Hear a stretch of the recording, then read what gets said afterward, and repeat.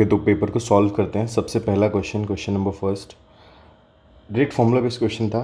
इसका जो फॉर्मूला होता है एक्सियल का, वो होता है b equals mu naught I a square upon 2x² plus a square की पावर 3/2।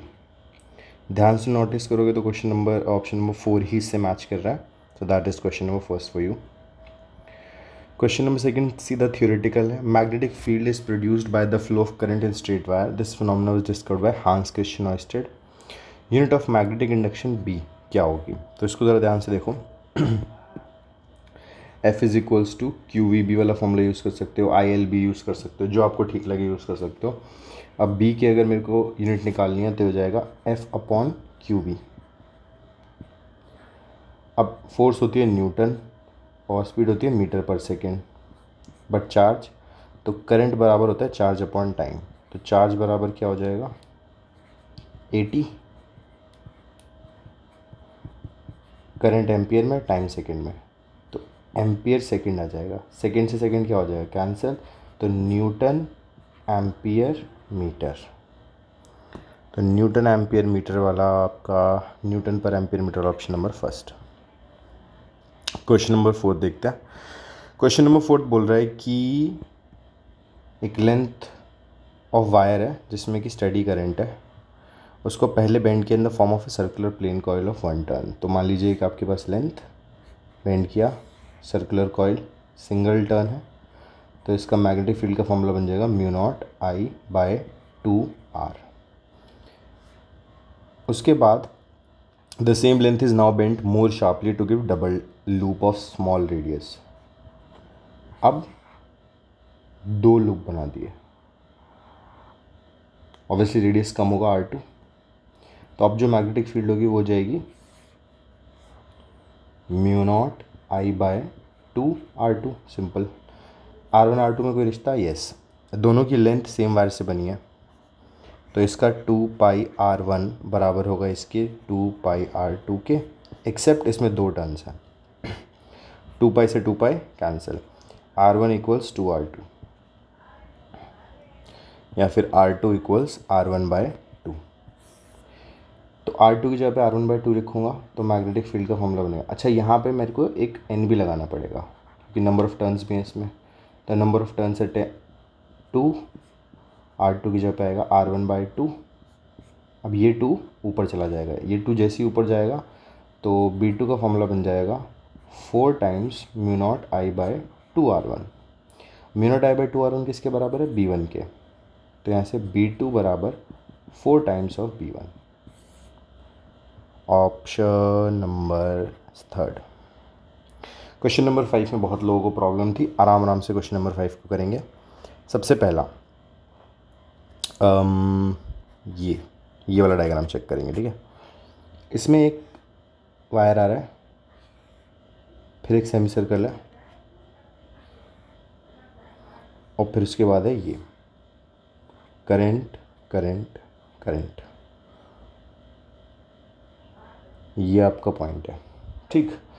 अच्छा, अभी सेमी इन्फिनिट वायर है, सेमी इन्फिनिट वायर से यहाँ से r दूरी पर मैग्नेटिक फील्ड कितनी होगी? Mu naught I by 4πr। I hope आपको पता है 4πr सेमी इन्फिनिट में कैसे आता है। फिर इसकी वजह से देखो, इसकी वजह से B3, ये भी कितनी हो जाएगी? Mu naught I by 4πr। अब देखने वाली एक चीज़ ये है कि mu naught I by 4πr है, दूसरा भी mu naught I by 4πr है। क्या इन दोनों की डायरेक्शन सेम है? सेम हुआ तो ऐड होगा और रिवर्स हुआ तो माइनस। तो चेक करो, राइट हैंड के फिंगर्स को करंट की डायरेक्शन में इसके लिए रखोगे तो आपकी मैग्नेटिक फील्ड आएगी इनवर्ड्स इस पॉइंट पे, और दूसरे वायर के लिए रखोगे तो आउटवर्ड्स आएगी, विच मीन्स इन दोनों की डायरेक्शन रिवर्स है। B1 की जो डायरेक्शन है वो है क्रॉस, और जो B2 की डायरेक्शन है वो है डॉट। ये तो ये दोनों एक दूसरे को क्या कर देंगे? Cancel out. तो अब जो मैग्नेटिक फील्ड बचेगी वो सिर्फ किसकी वजह से बचेगी? इसकी वजह से। इसकी वजह से निकालते हैं, इसकी वजह से फिंगर्स को कर्ल करूँगा, बाहर की तरफ आएगी यानी डॉट फील्ड बनेगी, और क्योंकि सेमी सर्कल है तो B का फार्मूला बन जाएगा mu naught I by 2r और बाहर की तरफ डॉट। तो ये नेट मैग्नेटिक फील्ड बनी पहले केस के अंदर। क्लियर? ओके। 2r नहीं 4r, थीटा बाई 2 पाई लगेगा ना, ये तो 2r तो पूरे के लिए होता है, तो mu naught I by 4r। ठीक है, moving on to the next case. The next case is this. एक वायर ऐसे है, फिर लूप है, फिर ऐसे गया है।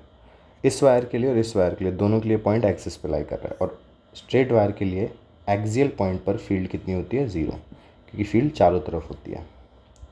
तो इसकी वजह से कोई फील्ड बची नहीं। अब सेकंड में फील्ड बची है सिर्फ इसकी वजह से। इसमें अगर आप फिंगर्स कर्ल करोगे तो इनवर्ड पॉइंट करेगा, तो यहाँ पे क्रॉस फील्ड आएगी। तो यहाँ पे मैग्नेटिक फील्ड का फॉर्मूला बनेगा mu naught I by 4r, लेकिन साथ में क्रॉस। डन। अब तीसरा देखो। तीसरे में कुछ कहानी इस प्रकार से है।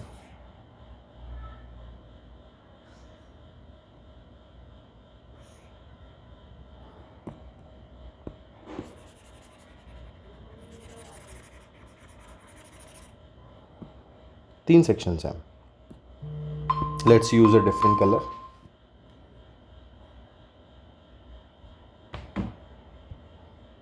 पहला ये, दूसरा ये, और तीसरा ये।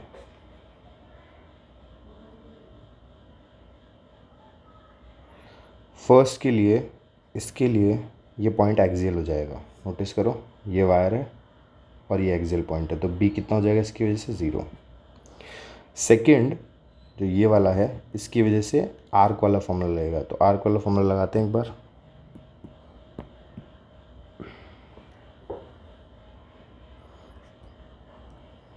B2 is equals to mu naught I by 2r theta upon में 2 पाई। ये कितना थीटा से स्टैंड कर रहा है? 3 pi by 2, 270। So mu naught I by 2r 3 pi by 2 और अपॉन में 2 पाई, पाई से पाई कैंसिल। सो यहाँ बचेगा 3 mu naught I by 8r।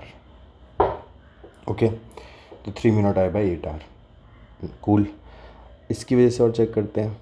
ये जो थर्ड पोर्शन है, इस थर्ड पोर्शन की वजह से यहाँ पर होगी सेमी इन्फिनाइट। तो सेमी इन्फिनाइट की वजह से फॉर्मूला क्या लगेगा? Third B3 mu naught I by 4 pi r। Semi infinite की वजह से फील्ड होगी बाहर, आउटवर्ड्स, और ये जो लूप है इसकी वजह से होगी inwards. Use right hand thumb rule. Hand to hand अभी चेक कर लो, बेशक से वीडियो पॉज कर लो, अपने डायरेक्शंस को क्रॉस वेरीफाई कर लो। इस पूरे लूप की वजह से जो मैग्नेटिक फील्ड होगी वो होगी इनवर्ड्स, और जो आपका सेमी इन्फिनाइट वायर है उसके से आउटवर्ड्स। ओके, तो एक आपके पास बचा है 3 mu naught I by 8r, और एक बच रहा है mu naught I by 4 pi r। ठीक है, तो this is B2 3 mu naught I by 8r। ऊपर नीचे बेस कॉमन करने के लिए यहाँ पर 2 से मल्टीप्लाई कर लो, तो 8 पाई r, और यहाँ पर बेस कॉमन करने के लिए पाई से मल्टीप्लाई कर लो, तो 3 pi mu naught I by 8 pi r। This is B3।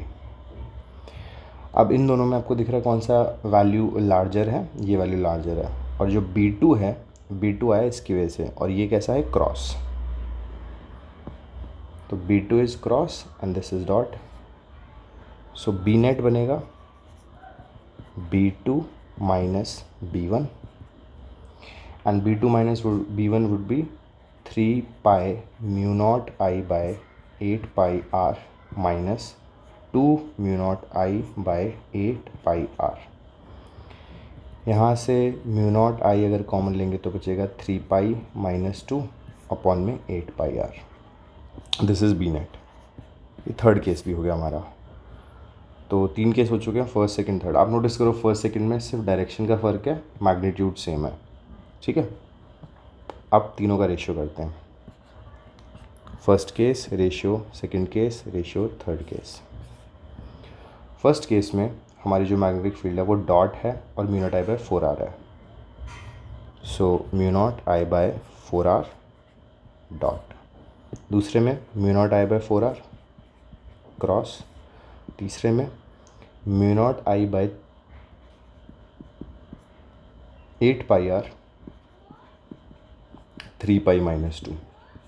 म्यूनट आई से म्यूनट आई से म्यूनट आई कैंसिल, आर से आर कैंसिल, 4 से ये 2 पे कैंसिल। तो हमारे पास बचेगा 1:1 3 पाई-2 अपॉन में 2 पाई। अब देखते हैं कोई ऑप्शन मैच कर रहा है कि नहीं कर रहा है। ऑप्शन मैच करने के लिए पूरी चीज़ को 2 से पाई से मल्टीप्लाई करते हैं। अगर इसको पाई से मल्टीप्लाई करते हैं और 2 से डिवाइड, तो ये पाई/2, ये पाई/2, ये बनेगा पाई से मल्टीप्लाई 2 से डिवाइड 3 पाई-2 अपॉन में 2 पाई, पाई से पाई कैंसिल। तो ये बचेगा 3 पाई/4 पाई/2 रेशियो पाई/2 रेशियो 3 पाई/4 माइनस क्या बचा है यहाँ पे 2/4 विच इज़ 1/2 है इस ऑप्शन में। हाँ है, ठीक है।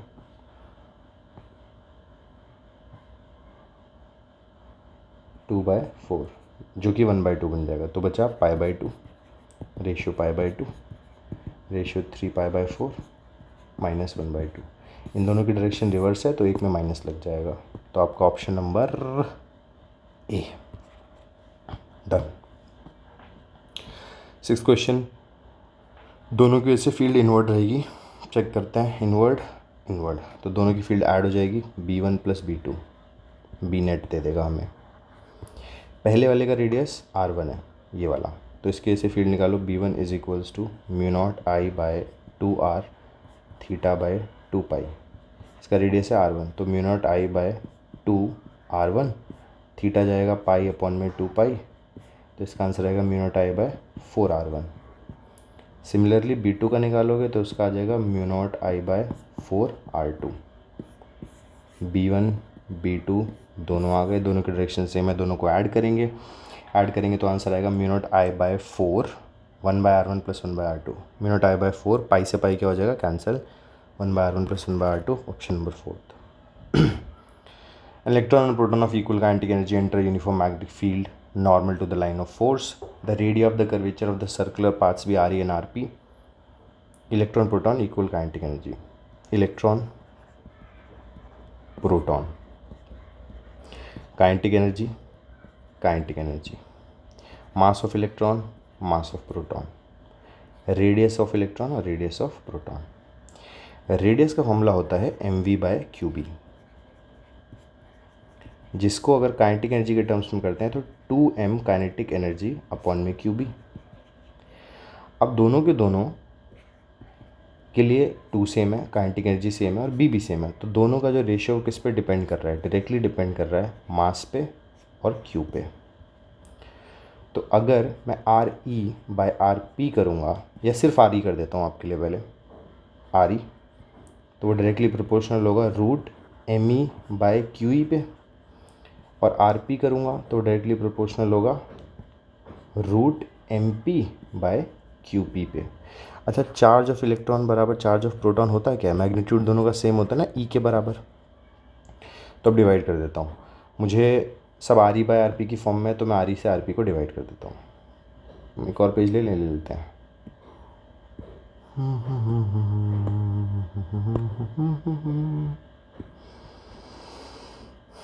RE/RP, RE की जगह पे आएगा √me/E जो चार्ज है, और RP की जगह पे आएगा जो इसका √MP है और ऊपर आ जाएगा E। सो RE/RP = √me/√MP, क्योंकि चार्ज सेम है। सो RE/MP √me/√MP √me/√MP RE/RP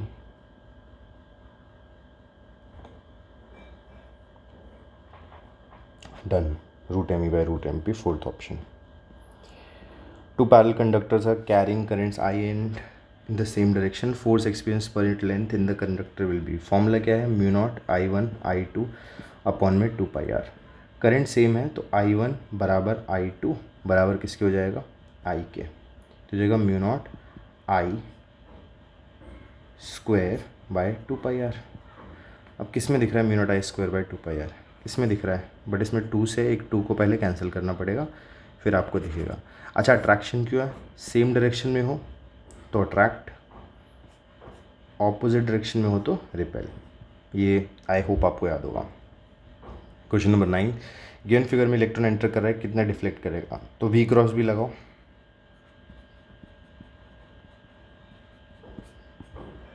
F की डायरेक्शन मिलेगी। वी से बी की तरफ क्रॉस करूँगा तो धक्का लगेगा ऊपर की तरफ, बट वो एक पॉजिटिव चार्ज के लिए ट्रू होता है। ये एक इलेक्ट्रॉन है तो नीचे जाएगा तो नेगेटिव आए। ठीक, क्वेश्चन नंबर 10 देखते हैं क्या कह रहा है। क्वेश्चन नंबर 10, ए बी दो इन्फिनिटी लॉन्ग पैरेलल वायर्स हैं, सी एक तीसरा वायर है। नेट फोर्स कितना एक्सपीरियंस करेगा कुल? देखो, ये इसको इधर खींचेगा, ये इसको इधर खींचेगा, ये इसको इधर खींचेगा, ये इसको इधर खींचेगा, बट हमें नेट फोर्स किस पे निकालनी है? सी पे। तो सी को एफ बी खींचेगा, एफ ए खींचेगा, जो लार्ज होगा उसकी तरफ खींच जाएगा। F A F B calculate करते हैं। F A force on C due to A. तो फोर्स पर यूनिट लेंथ का फॉर्मूला होता है mu naught I1 I2 upon में 2πr। ये फोर्स पर यूनिट लेंथ है, इसको लेंथ से क्या करना पड़ेगा? मल्टीप्लाई। अब सी की लेंथ दे रखी है क्या? सी इज अनदर स्टेट करना, लेंथ दे रखी है 1 मीटर, सिंपल। तो म्यू नॉट, ए और सी में करंट देख लेते हैं, 2 एक में 3, बीच की दूरी 5 सेंटीमीटर, तो 2πr जो कि है 5 सेंटीमीटर, तो 100 आ जाएगा।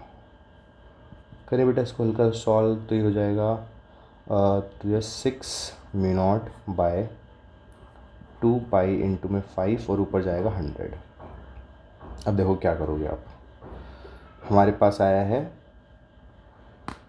6 म्यू नॉट इंटू में 100 अपॉन में 2π इंटू में 5। ओके, एक काम करो, ऊपर नीचे 2 से मल्टीप्लाई करो, तो 2 multiply 6 multiply mu naught multiply 100, और नीचे 2 से मल्टीप्लाई करने पे 4π बन जाएगा।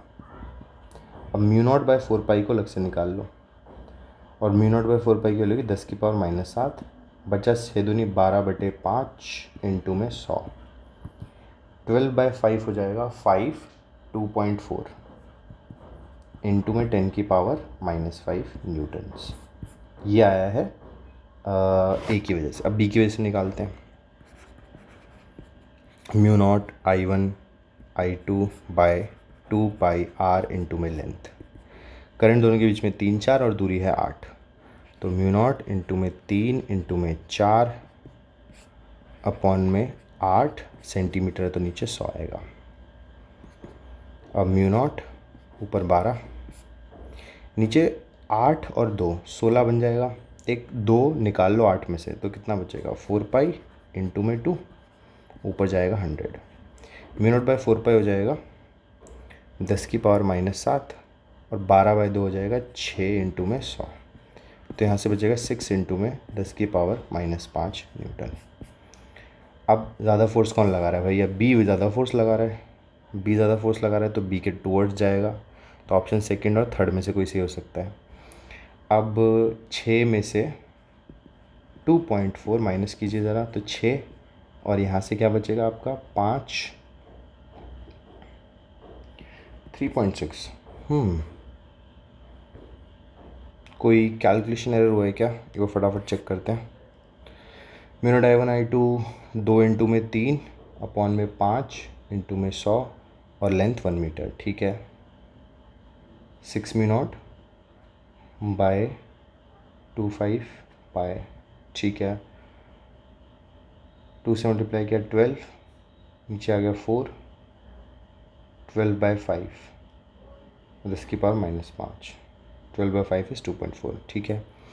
यहाँ पे करंट थे 3 और 4, वहाँ पे तो 3 और 2, 3 और 4 पीछे 8 मल्टीप्लाइड बाय लेंथ, ओके।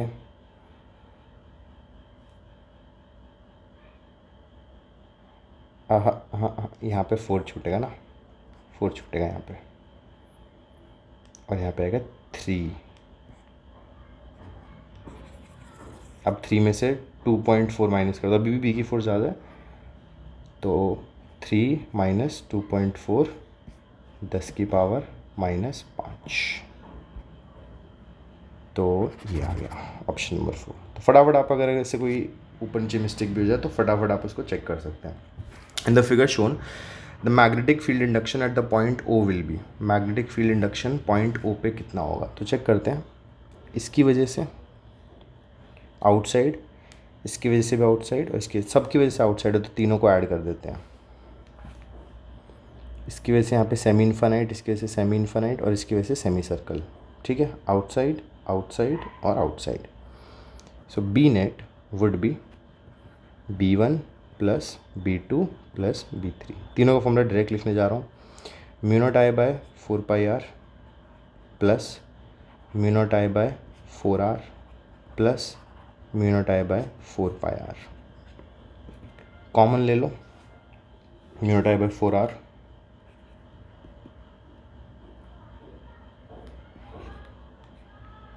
या फिर एक काम करो, मिडिल वाले में ऊपर नीचे पाई से मल्टीप्लाई कर लो।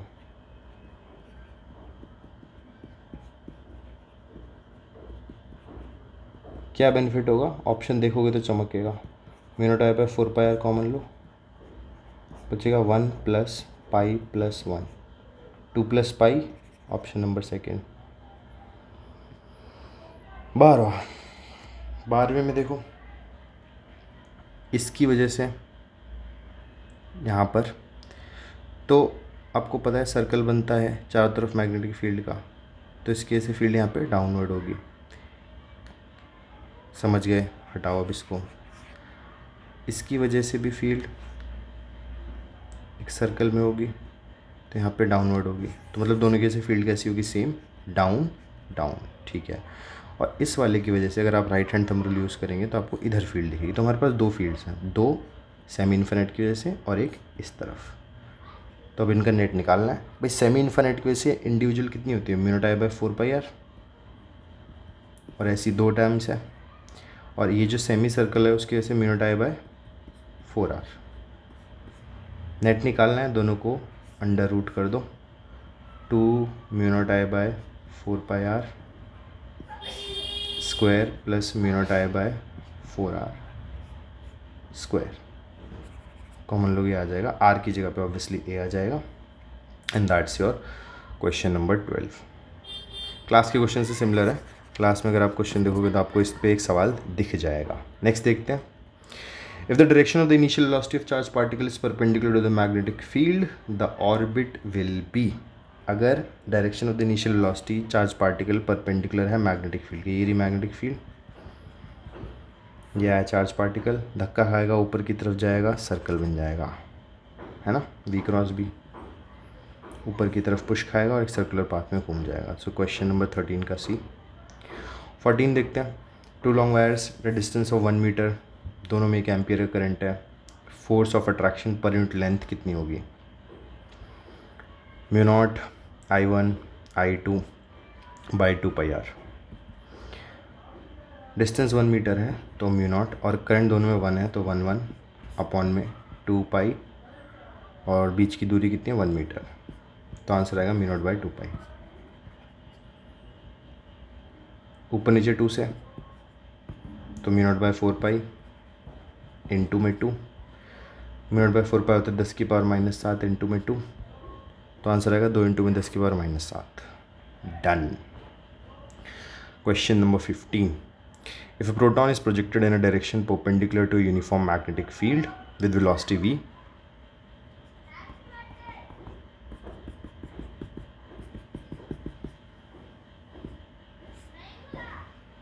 Electron is projected along the lines of force. मान लीजिए ये लाइन ऑफ फोर्स है, इसके अलॉन्ग ही इलेक्ट्रॉन को प्रोजेक्ट किया गया है, तो इसकी वेलोसिटी और मैग्नेटिक फील्ड के बीच में थीटा कितना हो जाएगा 0, तो फोर्स भी कितनी हो जाएगी 0, तो इलेक्ट्रॉन तो सीधा गुजर जाएगा और ये पॉजिटिव चार्ज अपना घूम जाएगा।